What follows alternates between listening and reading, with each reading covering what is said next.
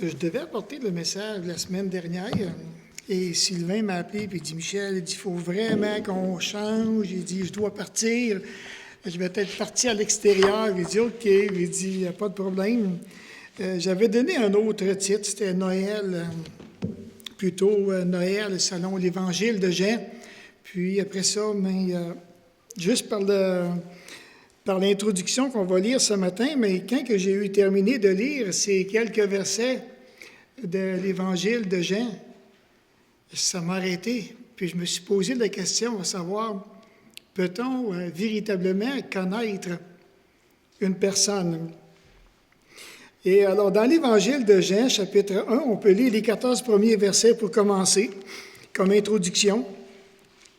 Alors, quand il dit « Au commencement était la parole, et la parole était avec Dieu, et la parole était Dieu. Elle était au commencement avec Dieu. Toutes choses ont été faites par elle, et rien de ce qui n'a été fait sans elle. En elle était la vie, et la vie était la lumière des hommes. La lumière, lui, dans les ténèbres, et les ténèbres ne l'ont point reçue. Il y eut un homme envoyé de Dieu, son nom était Jean. Il vint pour servir de témoin, pour rendre témoignage à la lumière, afin que tous croient par lui. Il n'était pas la lumière, mais il parut pour rendre témoignage à la lumière. Cette lumière était la véritable lumière qui, en venant dans le monde, éclaire tout homme. Elle était dans le monde, et le monde a été fait par elle, et le monde ne l'a point connue. Elle est venue chez les siens, et les siens ne l'ont point reçue. Mais à tous ceux qui l'ont reçue, à ceux qui croient en son nom, elle a donné le pouvoir de devenir enfants de Dieu, lesquels sont nés, non du sang, ni de la volonté de la chair, ni de la volonté de l'homme, mais de Dieu. Et la parole a été faite chair, et elle a habité parmi nous, pleine de grâce et de vérité. Et nous avons contemplé sa gloire, une gloire comme la gloire du Fils unique venu du Père. On va se courber dans un mot de prière pour mettre ces minutes qui sont devant nous, devant le Seigneur Jésus. Alors, Père, tout comme on a chanté ce matin, ce premier cantique qui nous dit que tu es un Père tendre de cœur. Alors, Seigneur, lorsqu'on chante ce cantique et toutes les fois que j'ai eu la joie de le chanter, ces paroles me transpercent le cœur, tellement que ça me fait du bien.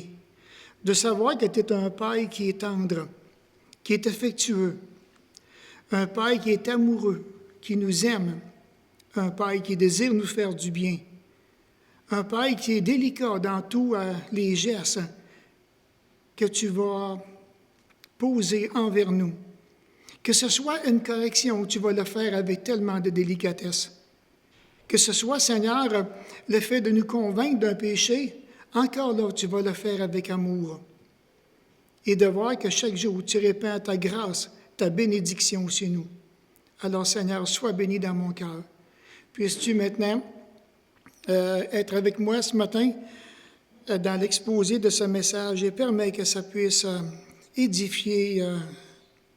nous édifier, chacun de nous, comme cela m'a édifié lorsque je l'ai préparé.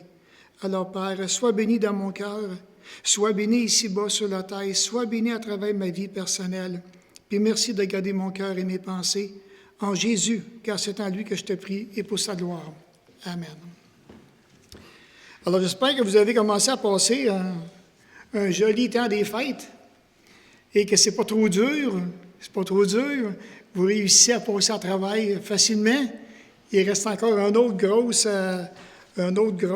fête qui s'en vient, celle du jour de l'an. Alors, soyons prudents dans nos déplacements. Soyons prudents aussi envers ce que l'on va manger ou bien ce que l'on va boire. Alors, je reviens donc à ce passage. Donc, quand j'ai eu terminé de lire juste ces 14 premiers versets-là, je me suis dit, peut-on véritablement connaître une personne? Et ça m'a vraiment fait réfléchir. Puis j'étais sur le web et j'ai fouillé un petit peu, puis je me suis dit, si par exemple que je vous mets ce gars-là, Ah, vous allez dire, ah, oui, lui, il s'appelle Albert Einstein. Je ne sais pas si je le prononce bien comme il faut. On dit qu'il travaillait en Suisse comme commis à l'Office des brevets. Alors, si on a cette information, serait-il juste d'affirmer que l'on connaît réellement son identité? Ça ne me dit absolument rien, personnellement. Alors, je me suis dit, je m'en vais faire, j'aurais pu aller plus loin, mais ce n'était pas là qu'était le message. Mais, par exemple, je vous donne d'autres petites informations. On dit qu'il était d'origine allemande, que son père s'installait à Munich, tout près d'une usine d'électricité, que lui, Albert, qui avait beaucoup d'affinités, non avec son père, mais avec sa mère. On dit qu'elle était une artiste dans l'âme. Ses parents étaient d'origine juive. Vous trouvez ça intéressant? Puis on dit qu'il est le plus grand physicien de tous les temps, Albert Einstein, qui a commencé à parler seulement à l'âge de 3 ans. Avant ça, là, il n'a pas parlé pantoute, je ne sais pas pourquoi, il n'était pas capable, ou bien il ne voulait pas parler, ou bien il était renfermé, je ne sais pas. Ils n'ont vraiment pas dit pourquoi. C'était un premier de classe, et on dit aussi que c'était très, très difficile de faire entrer Albert dans un moule. Très, très difficile. Il n'entrait pas dans un moule. Alors, sa mère, on dit aussi qu'elle jouait très bien de la musique. Alors, même à travers ces petites informations-là que je vous donne, est-ce que ça nous permet de dire que nous connaissons véritablement son identité? Ça ne me le dit pas encore. Alors, je suis désolé, Albert, mais on va se reprendre une autre fois. Maintenant, si je reviens puis que je dis, est-ce que je connais réellement le Seigneur Jésus-Christ? Je peux m'adresser à des gens que je pense qu'ils connaissent le Seigneur Jésus-Christ. J'ai bien aimé ce que notre frère a partagé le matin. C'est fou comment est-ce que c'est... vous allez voir comment est-ce que ça se marie vraiment bien. Alors, quand on regarde maintenant dans la parole, quand on regarde les différentes cultures, il y en a qui connaissent Jésus-Christ comme c'était un grand prophète, c'était un homme de bien. Ça s'arrête là. Mais maintenant, c'est beaucoup plus que ça. Est-il simplement un personnage religieux, le Seigneur Jésus-Christ? Parce que vous savez, même en tant que chrétien, il peut être simplement un personnage religieux dans nos cadres. Si je n'ai pas de communion avec lui, si je n'ai pas de relation personnelle, comment que je peux apprendre à connaître vraiment son identité? Alors, quand je regarde les évangiles, dans les 4 évangiles, Matthieu nous présente Jésus comme le Christ, le roi. Marc, il nous le présente comme le serviteur. Luc, il nous présente Jésus comme le Fils de l'homme. Et Jean nous le présente comme le Fils de Dieu. C'est intéressant de voir 4 évangélistes qui sont là, qui nous présentent 4 facettes vraiment agréables de Jésus-Christ. Je vous dirais, par exemple, tel un diamant, mais il est bien plus beau que ça sur le PowerPoint, là, sur mon écran que j'ai à la maison. Et là, je me suis arrêté puis je me suis dit, wow, quand je regarde ce diamant-là, si on aurait encore l'image encore plus claire, mais elle est tellement belle, cette bague-là. Un diamant avec beaucoup de points de diamant et partout. Puis je me suis dit, mon ami, s'il y aurait un bijoutier, je serais curieux de savoir à comment il est évalué, ce diamant-là. Alors je me suis dit, puis un petit peu plus loin, j'ai vu dans un autre angle la bague. Ça m'intéressait, pas pour l'acheter, mais pour l'observer. Et là, mais c'est certain que sur nos écrans qu'on a, elle est vraiment belle. Non, bien, vraiment belle. Alors, je me suis dit, parce que quand vient le temps d'évaluer le prix d'une bague, qu'est-ce qu'ils vont faire? Ils vont prendre le temps de la regarder sous tous ces angles-là pour donner une évaluation précise. Et j'en ai vu un autre, j'en ai trouvé un autre. On dit que c'est un diamant fond de mer. Alors, quand j'ai vu ça, mais j'ai dit, Seigneur, j'ai dit, si vraiment qu'il est comme ça, là, s'il est réellement comme ça, là, mais sois béni dans mon cœur parce que je trouve ça tellement beau. Et on fait juste d'avoir quelques angles, nous, ici, parce qu'on ne l'a pas entre les mains, ce diamant-là. On ne sait pas quelle grosseur qu'il est. Mais anyway. Alors, c'est juste pour vous dire comment est-ce que, quand on veut apprendre à connaître une identité de quelqu'un, on aimerait le connaître sur tous ses angles. Et que découvrons-nous vraiment dans le caractère de la raison de Jésus? Alors, quand on regarde ça, notre frère ce matin a sorti beaucoup de choses concernant le Seigneur Jésus. Et je trouvais ça tellement agréable parce que là, dans ma tête, je voyais justement un bijou et que là, qu'on pouvait voir différentes facettes de Jésus-Christ. Bon, tantôt, même en commençant avec le premier cantique, il est doux, il est humble de cœur. Et je ne sais pas qu'est-ce que ça vous fait de savoir que Jésus est doux, qu'il est humble de cœur, qu'il est miséricordieux, qu'il est juste, qu'il est saint, qu'il est pur, qu'il est puissant, qu'il est le Tout-Puissant, qu'il est Dieu omniprésent, omniscient, qu'il est omnipotent, qu'il est juste, qu'il est colère, qu'il tire vengeance de ses ennemis. Et j'en passe. Qu'est-ce que ça fait de connaître Jésus sous ses différents angles? Pour nous, plus que nous le découvrons dans les Écritures, plus qu'on va apprendre davantage l'importance de son identité. Est-ce que j'ai ce souci, lorsque je lis la parole de Dieu, d'apprendre encore de plus en plus qui est ce merveilleux Jésus? Alors que lorsque nous sommes exposés aux vérités relatives de la parole, tant qu'à la raison d'être de Jésus qui est venu ici-bas il y a quand même si longtemps. On a besoin de s'arrêter et de connaître de plus en plus le Seigneur Jésus. Donc, au commencement était la parole. Et la parole était Dieu. Dans ce simple petit passage ce matin qu'on a vu, à 6 fois le thème « La parole revient ». Alors, certains ont dit que, lorsque j'ai commencé à faire des recherches dessus, on dit que dans cette simple petite phrase d'origine, certains même qui disent que d'origine grecque, qu'il s'agirait d'une appellation plutôt philosophique au niveau de la pensée grecque. Alors, quand on s'arrête et qu'ils réfléchissent à la parole, mais c'est plutôt, eux autres, ils voient ça plutôt philosophique. D'autres croient que l'expression, la parole, qu'elle est d'origine hébraïque et qu'elle se réfère à la sagesse divine. Et ça, j'aime ça, parce que c'est réellement vrai. Ça se réfère à la sagesse de Dieu. Alors, on dit que cette simple petite phrase fait sans doute référence à une célèbre petite phrase qu'on retrouve à travers l'Ancien Testament, quand il parle de la parole de Dieu. À 1200 fois, l'expression « la parole de Dieu » revient dans l'Ancien Testament.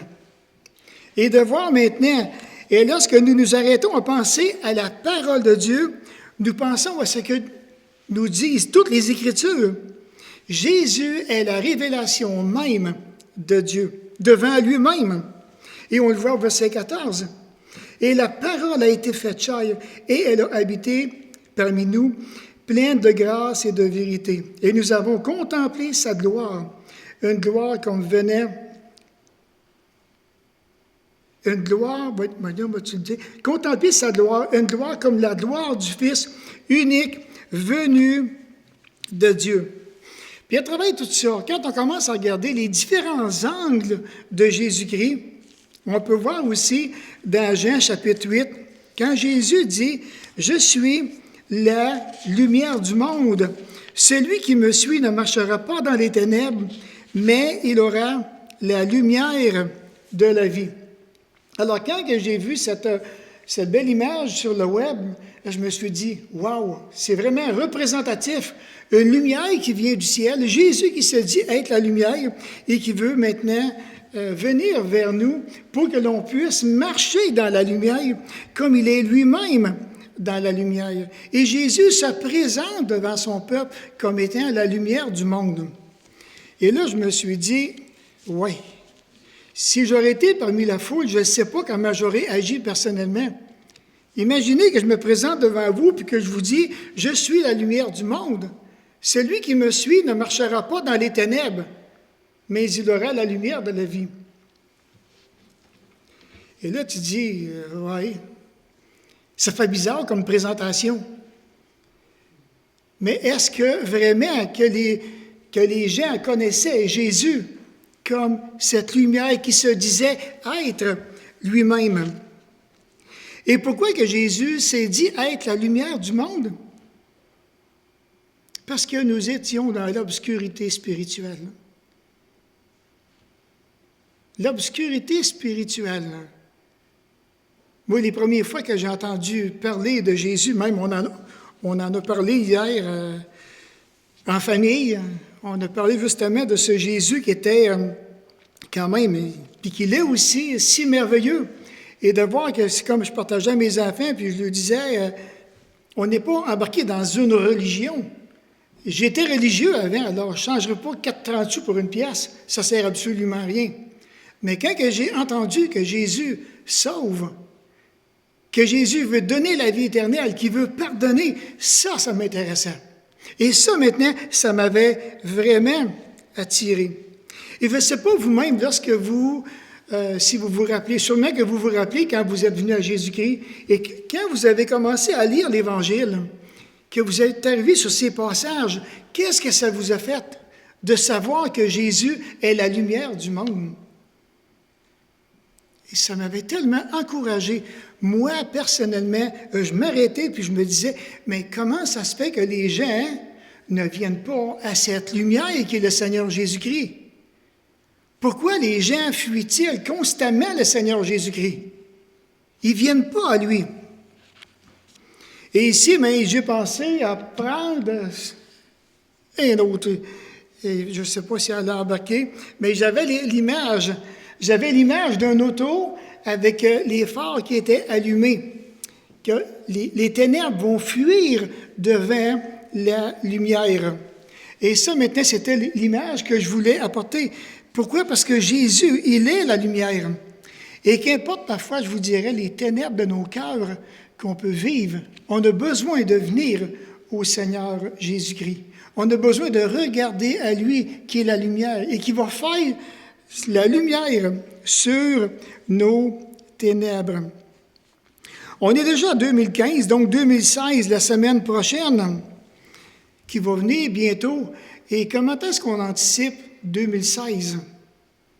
Qu'est-ce que vraiment qu'on aimerait faire? Qu'est-ce qu'on aimerait accomplir en 2016? Alors, quand que je regarde ce passage, Jésus le parlait de nouveau et dit, « Je suis la lumière du monde. Celui qui me suit ne marchera pas dans les ténèbres. » Alors, j'ai pensé mettre cette photo. Je me suis dit, « OK, oui, venez à moi, vous tous qui êtes fatigués et chargés ou bien accablés sous le poids d'un lourd fardeau, et je vous donnerai du repos. Prenez mon joug sur vous et vous trouverez le repos pour vous-même. Et mettez-vous à mon école, car je suis doux et humble de cœur. Oui, mon joug est facile à porter et la charge que je vous impose est légère. » Dans la Bible du Sommeur. Oh, ça, on peut voir par l'image de cette femme. Et peut-être qu'il y en a aujourd'hui qui sont parmi nous et qui sont vraiment chargés, qui sont vraiment laudés. Et comment est-ce qu'on a besoin de venir au Seigneur Jésus-Christ? Alors, tant et aussi longtemps qu'on ne répond pas à cette invitation à venir et à prendre, comme il dit, « Prenez mon joug et vous trouverez du repos. » On dit que le joug permet à l'homme de diriger le bœuf en ce qui concerne les lourds travaux. Ça lui permet de le faire soit avec douceur dans certaines circonstances, ou bien maintenant il se peut qu'il le fasse avec rigueur pour faire avancer ses bœufs. Et ça, je trouve ça vraiment intéressant. Quand j'ai commencé à regarder dans l'encyclopédie des difficultés de la Bible, il dit ceci. L'image du joug est utilisée dans l'Ancien Testament, dans Jérémie 2, 20 et 5, 5, qui désignait dans le judaïsme la loi de Dieu ressentie non comme un fardeau, mais comme une joie. Wow! Ça, j'ai aimé ça. J'ai vraiment aimé ça, de voir que, je le répète, l'image du joug déjà utilisée dans l'Ancien Testament, désignée dans le judaïsme la loi de Dieu, ressentie non comme un fardeau, mais comme une joie. Et je peux comprendre quand il dit « Mon joug est facile à porter et la charge que je vous impose est légère. » Puis il y en a tellement qui décrochent là. Qui décrochent. Et je vais juste vérifier. Je reviens. Parce que j'avais une image de 2 bœufs avec le joug. Mais j'ai peut-être pas pris encore le bon dossier. Ça m'arrive. Alors, si on regarde dans Jérémie chapitre 2, regardez dans Jérémie chapitre 2, par exemple, comme tantôt que je vous partageais au niveau du joug, dans Jérémie chapitre 2, le verset 20. Ici, il dit, « Tu as dès longtemps brisé ton joug, rompu tes liens, et tu as dit, je ne veux plus être dans la servitude. Mais sur toute colline élevée et sous tout arbre vert, tu t'es courbé comme une prostituée. Ah, depuis longtemps, tu as brisé ton joug. » Et Dieu parle ici à Israël. Puis on dit à l'époque, le culte des faux dieux est qualifié par les prophètes de prostitution. Alors, très souvent, l'idolâtrie, on dit que l'idolâtrie cananéenne s'accompagnait de prostitution sacrée, liée au culte de la fécondité. Alors maintenant, quand je regarde ce passage dans Jérémie 2, 20, « Tu as dès longtemps brisé ton joug, rompu tes liens, et tu as dit, je ne veux plus être dans la servitude, mais sur toute colline élevée et sous tout arbre vert, tu t'es courbé comme une prostituée. » Alors, j'ai été chercher des applications personnelles de ce passage, et là, je me suis dit, serait-ce possible que dans ta vie chrétienne, ou peut-être que tu as même commencé, ou bien depuis longtemps que tu as commencé à briser le joug de la fidélité envers Dieu, le joug de ta persévérance, le joug de ta foi. Est-ce possible que tu te sois détaché de tout ça pour remplacer ça par l'infidélité, pour remplacer ça par la paresse et l'indifférence? Serait-ce possible? Comme on voit, il dit, ce que je vous impose, c'était très léger. La charge que je vous impose, c'est facile à porter. Serait-ce possible maintenant qu'on est en train de penser ou de vouloir maintenant simplement commencer à briser ce joug? Parce que ce joug-là, je l'ai avec Jésus-Christ. Quand que Jésus dit, prenez mon joug avec vous, car mon fardeau est léger. Alors, et je marche constamment, je dirais, avec le joug de Jésus, pour que tout puisse devenir léger dans ma propre vie personnelle. Parce qu'il n'y a aucune charge qui va me mettre au-delà. Ensuite, il dit à Israël, il dit, tu as rompu ces liens pour la raison que tu ne voulais plus vivre. Comme il dit ici, tu ne voulais plus vivre dans la servitude. Maintenant, peut-être qu'il y en a qui ont brisé ces liens-là parce qu'ils ne veulent plus vivre. Ils ne veulent plus du tout être esclaves de Jésus-Christ, être un serviteur de Jésus-Christ.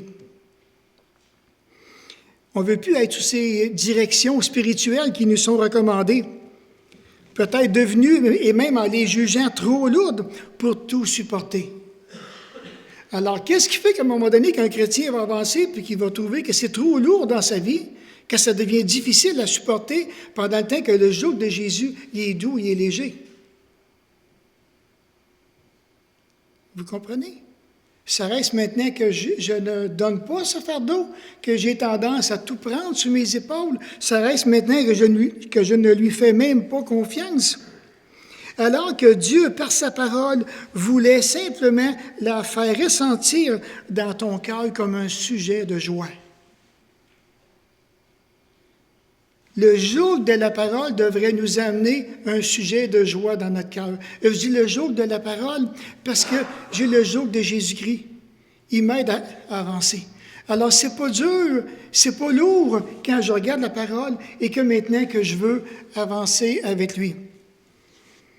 Alors, oui, ce que Dieu fait dans ma vie, il aimerait vraiment apporter de plus en plus de joie. Et je pense qu'on a besoin de réfléchir sérieusement avant de prendre toute décision, de briser nos liens avec Dieu et de s'éloigner de ce joug, de sortir sous le joug de Jésus. Si vous prenez dans Jérémie 5, le verset 3, 4 et 5, dans Jérémie 5 et le verset 3, 4 et 5, il dit ici, « Éternel, tes yeux n'aperçoivent-ils pas la vérité? Tu les frappes et ils ne sentent rien. Tu les consumes et ils ne veulent pas recevoir l'instruction. Ils prennent un visage plus dur que le roc. Et ils refusent de se convertir. Ils disaient, ce ne sont que des petits. Ils agissent en insensés parce qu'ils ne connaissent pas la voie de l'Éternel, la loi de leur Dieu. J'irai vers les grands et je leur parlerai, car eux, ils connaissent la voie de l'Éternel, la loi de leur Dieu.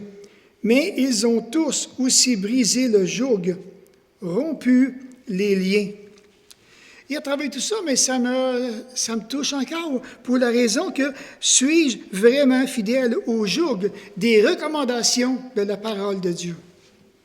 Suis-je fidèle à ces jougs-là? Parce que c'est pas difficile. Quand on regarde le contexte, même on devrait se réjouir, nous, aujourd'hui, d'avoir toute la parole et d'être capable d'avancer dans nos vies personnelles. Un autre encouragement, c'est ne méprise jamais les corrections que le Seigneur t'inflige. C'est dans le but de te redresser, dans le but de te faire du bien et dans le but d'amener la joie dans ta vie personnelle. Sois un homme, une femme enseignable. Laisse la parole faire son effet dans ton cœur. Et sois un homme, une femme ouvert à l'Esprit de Dieu. Constamment enseignable. Peut-être avons-nous posé des gestes complètement fous cette année. C'est possible. Alors, si c'est le cas, ça démontre probablement un manque de maturité spirituelle. On a besoin maintenant de revenir constamment à la parole et de laisser maintenant le Seigneur Jésus, comme il dit, ici, prenez mon joug sur vous et vous trouverez le repos pour vous-même. Et mettez-vous à mon école. Mettez-vous à mon école. Es-tu sur le point de briser tes liens personnels et spirituels avec le Seigneur de ton âme? Ça se peut-tu que tu serais rendu là, qu'à un moment donné, tu vis quelque chose, et là, t'as beau prier, on dirait que Dieu ne répond pas, on dirait que Dieu est lent, on dirait que Dieu il est paralysé. Qu'est-ce qui se passe avec lui? On voudrait que tout aille vite de notre côté. On commence à perdre patience. Et là, maintenant, on se pose la question, mais qu'est-ce que Dieu fait dans le ciel? Et je me rends compte qu'il y en a qui se découragent, qui sont en train de briser justement leur joug avec Dieu, en se décrochant de Dieu, en se détachant de lui, en se détachant du Seigneur Jésus. C'est pour ça qu'il est nécessaire puis il est urgent de plus en plus à porter nos regards sur le Seigneur Jésus, car il est le seul qui n'a jamais brisé son joug ni ses liens qui le tenaient fermement attaché au Père. Il n'a pas touché à ça. Et nous, maintenant, ça serait tellement facile, se détacher de ces liens-là, de notre attachement spirituel avec Dieu, de sortir de ce joug-là. Puis ça m'intéresse de voir que, comme dernièrement, on a eu dans la réunion des hommes, on a regardé et on s'est posé la question, comment ça se fait qu'il y a tant d'écart entre nous, aujourd'hui, les plus vieux, puis la génération qui nous suit? Il y a un écart qui est immense. Puis on en parlait hier avec ma famille, avec mes enfants. On en parlait. J'ai entendu toutes sortes de choses hier qui m'ont fait réfléchir vis-à-vis ce que les jeunes aujourd'hui, dans la vingtaine, trentaine, pensent de l'Église locale. C'est vraiment spécial de voir qu'est-ce que les jeunes pensent, comment est-ce qu'ils voient l'Église aujourd'hui. Et là, on est tous là, puis on dit, dans les deux générations, on a tous accepté Jésus-Christ. Comment se fait qu'on n'en parle pas plus que ça? Comment se fait qu'on est rendu silencieux, qu'on est rendu terne, qu'on est rendu mâle, qu'on est rendu sans saveur? Alors imaginez les églises aujourd'hui qui se prendraient en main, qu'on prendrait l'Évangile en main, qu'on irait la porter dans les cœurs, et que c'est cette génération-là aussi, de jeunes dans la vingtaine, trentaine, qui feraient la même chose, qui prendraient l'Évangile, qui iraient la porter dans les cœurs. Il me semble que le Québec, ça ne serait pas long qu'il serait évangélisé. Ça ne serait pas long. Et qu'est-ce qui unirait le plus, de plus en plus, ces deux générations-là? C'est l'action de Jésus-Christ, autant dans la génération d'aujourd'hui que celle qui nous suit. On a vraiment besoin de venir à cette lumière. J'écoutais une émission encore cette semaine, je ne sais pas si vous avez vu, à TVA. Et à un moment donné, ils ont lancé un petit concours. Est-ce que vous aimeriez remercier, rendre hommage à des personnes qui vous ont accompagné à travers les épreuves, à travers les moments difficiles de la vie? Et puis, il y avait Gino Chouinard qui disait que le temps de dire, ils ont reçu 3000 courriels. Il dit, wow, c'est quelque chose quand même. Et à travers ces 3000 courriels-là, ils ont été voir des gens, entre autres, je me rappelle d'une femme qui avait le cancer, c'est ça qui m'a attiré le plus personnellement. Et puis, comment est-ce qu'elle voulait rendre hommage à 3 de ses amis, dont sa mère qui faisait partie de ces amis-là. Elle dit, depuis le premier jour que j'ai appris que j'avais un cancer, ces 3 femmes-là ont toujours été là pour moi. Puis aujourd'hui, maintenant, je veux leur rendre hommage. Je veux les remercier pour le bien qu'ils m'ont fait, parce qu'ils ne m'ont jamais abandonné pendant toute la durée de mes traitements.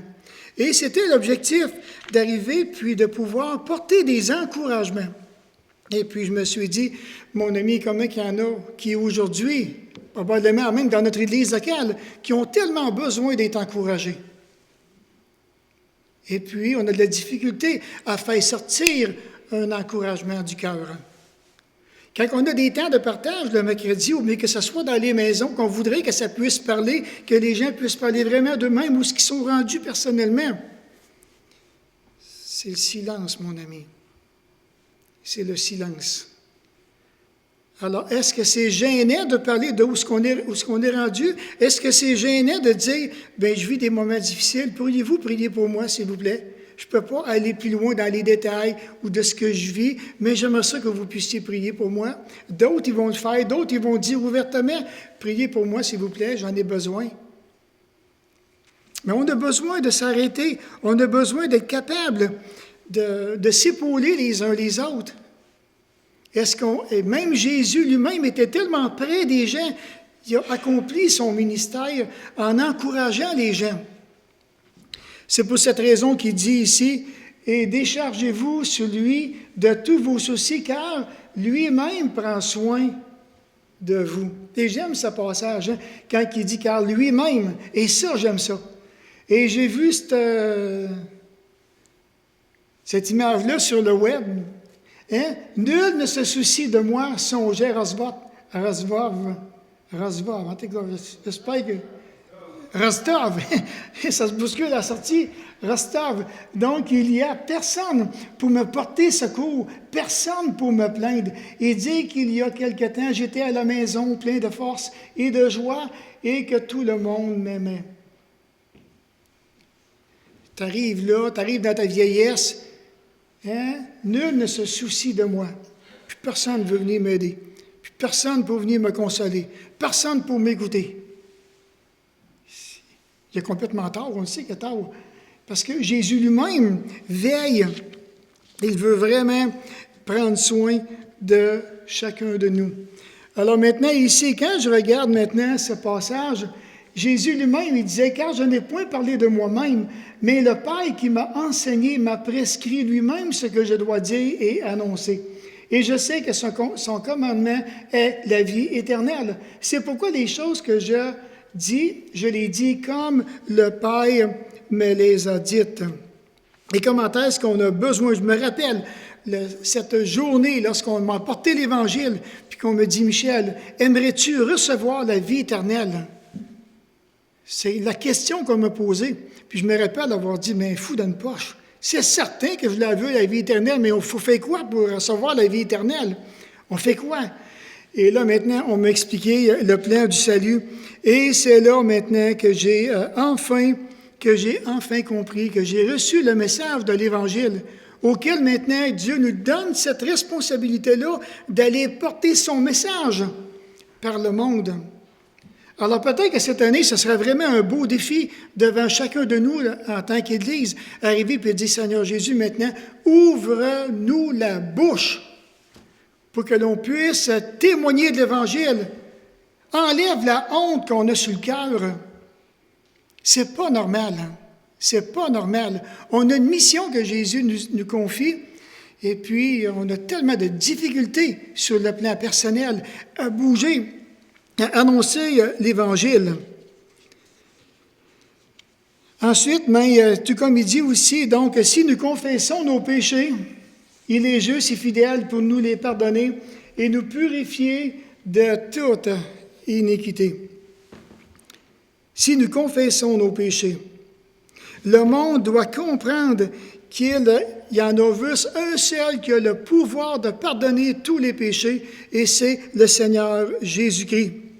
Voilà même ce qui pourrait empêcher le monde, et même un croyant, de suivre Jésus-Christ. Si un chrétien ne confesse jamais et qu'il ne se purifie jamais,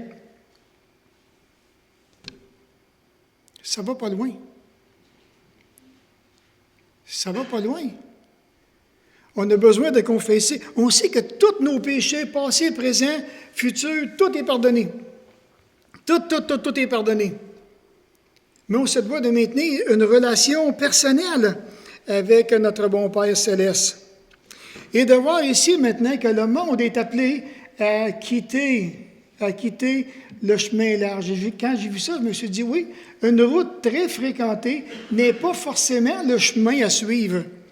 Et c'est donc vrai que c'est donc vrai. On se rappelle ce que Jésus disait, large est le chemin de la perdition. Plusieurs le prennent, tandis que l'autre chemin, il dit, peu le trouvent. Et de voir, ça comprend aussi les païens, tout comme les chrétiens qui vont marcher ici-bas dans ce monde. Et qu'importe la personne, qu'importe son âge, qu'importe la culture, qu'importe ses convictions, et de voir que chacun des gens qui sont là, nous avons à embrasser vraiment l'obéissance à la parole de Dieu.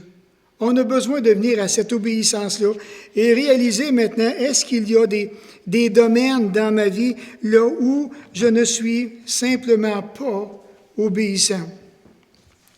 Dans Luc 13, et le verset 24 à 27, je vais vous le lire. Je ne l'ai pas mis sur le PowerPoint, là. 24 à 27. Il dit, « Efforcez-vous d'entrer par la porte étroite, car je vous le dis, beaucoup chercheront à entrer et ils ne pourront pas.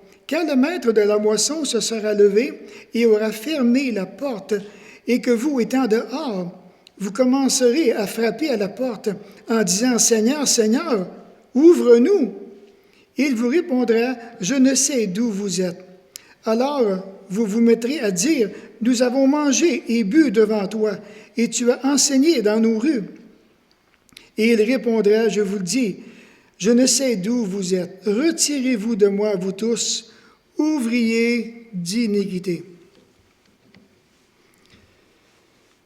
Et c'est du sérieux. C'est du sérieux. Est-ce que vraiment on a pris cette décision-là de suivre Jésus-Christ, de recevoir le Seigneur Jésus-Christ dans ma vie comme le Seigneur de ma vie, comme le Sauveur de mon âme. Est-ce que j'ai pris cette décision-là?